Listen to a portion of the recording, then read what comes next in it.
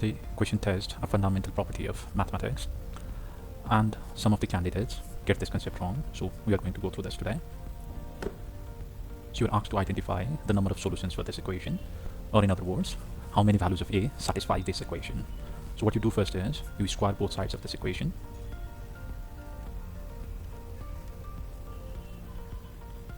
The root gets cancelled out. We get a squared minus 20a plus 100 equals 4a minus 28, a squared minus 24a plus 128 equals 0. Now you factorize this. So 16 times 8 is 128.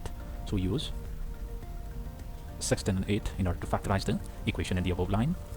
Doing this, we get a 8 takes out common, a minus 16 minus 8 common, a minus 16 again equals 0, a minus 8 times a minus 16 equals 0, and you've done this countless times.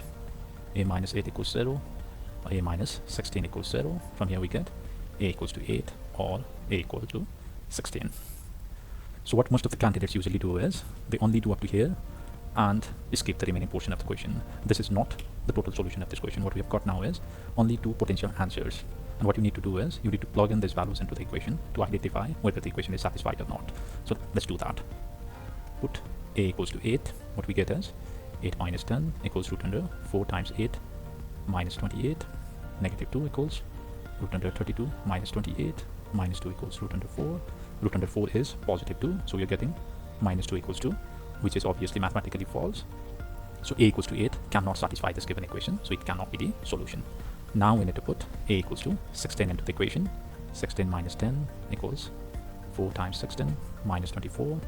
6 equals root 36. Root under 36 is 6, so we are getting 6 equals 6, which is mathematically true, and we see putting a equals to 16 satisfies the equation.